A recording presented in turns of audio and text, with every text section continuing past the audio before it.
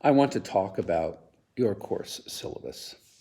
The syllabus is a contract between you and me, and after you read the syllabus and know it, you will be asked to sign an acceptance form and upload it to me so that you can continue to take this course. If there is anything in the syllabus that you don't feel you can follow, then perhaps you should drop it. I don't want you to do that. I try to make this course as accessible to all of you as I possibly can. There are some important features that I want to point out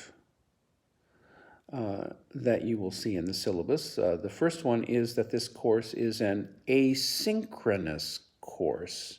Now that means there is no fixed time for a class meeting, as opposed to a synchronous course where there is a fixed time for class meetings. So we are asynchronous as opposed to synchronous. Now, I will be holding office hours, however, on occasion. On occasion, so you want to pay attention to what those office hours will be. We meet on Zoom, and I provided you with our meeting number and the times when you can meet with me. Sometimes we meet as a group where all of you can ask questions, and I can also arrange to meet with you individually if you wish that. Another important feature in this course is that we provide tutoring for you. It's important to note that working with a tutor is required in order for you to complete this course. We offer a wide variety of ways to meet with a tutor, and those are explained to you in modules, another section of the course. The important date to remember, not just if we have a holiday or something, but the important date to remember is when you can withdraw and not get a W or a penalty and get your money back if you don't want to take this course. So pay attention to that date. There are some other dates you need to note. I have listed them. Course textbooks. I try to keep our course cost as low as I possibly can. It certainly is going to be under $50, which is a very reasonable price to pay for a course. It's actually less than that. So we have a novel to read. That's really the only book you should purchase. And if you have access to a library, you can always check it out from the library free of charge. So take a look at the list of course books that are required or recommended. Also, we will be viewing 2 films this term. It is required that you view these films and not torrent them. That means rip them off. Usually you have to pay a small amount to view these films on YouTube or at Amazon. It is required that you view these films, and we will be writing about them. There is a long list of objectives.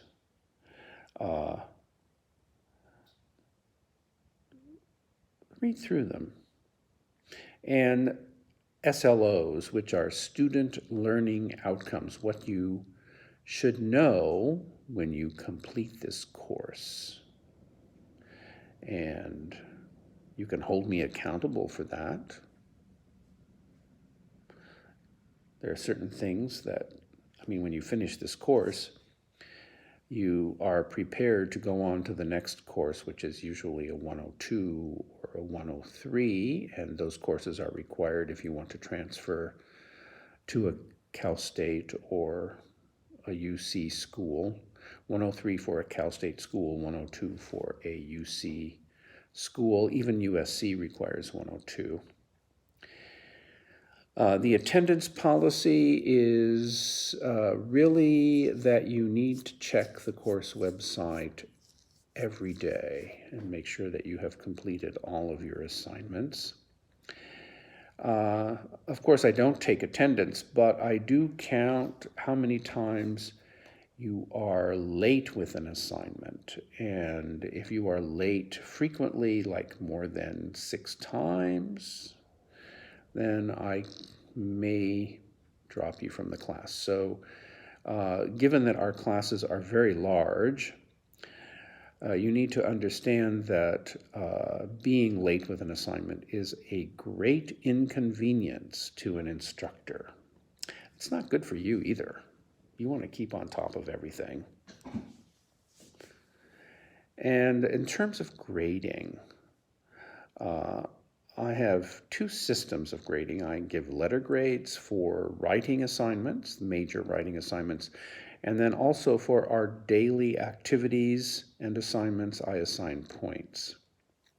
Now here's where it's a little tricky. The grade book keeps track of all of the points that you receive from me, and at the end of the term there will be a calculation and a grade assigned to those points. Also, the grade book will record letter grades, but the letter grades are not calculated into your points grade. So at the end of the term, I average all of your letter grades along with the points grade to give you a final course grade. Don't worry about it too much. I know every instructor says, don't worry about your grade. It's about what you learn. But I know everybody worries about your grade. If you have any questions about the grading system that I use and how I grade, you should come to one of the Zoom office hour meetings, and you can ask me to be a little bit more detailed about what I do if you're really worried about that, or if you don't understand what I'm doing with this. And there is also a list of the work that we hope to accomplish in this course. So please review that list of work so you know what we are going to be doing. There's a lot for us to do. So keep that in mind. I work very hard, so I expect you to work hard. And since you work very hard, you should expect me to work hard. We're all kind of in this together.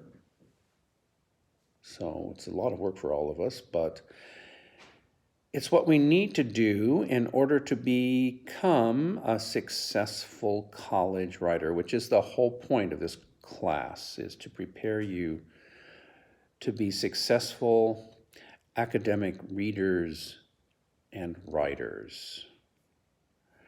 I have a little thing about plagiarism. Everybody knows what plagiarism is, right? It's like copying word for word from a source. Don't do that. I have a plagiarism checker that I can use to run through a paper, to look at a paper and tell me if it or parts of it have been copied. I tell you how not to copy at some point in the class. So read that very carefully. Finally, now you must decide whether or not you want to accept the syllabus and remain in the course. So think about it very carefully and what your goals are, and do your goals align themselves with the goals stated in the syllabus. We will see you online.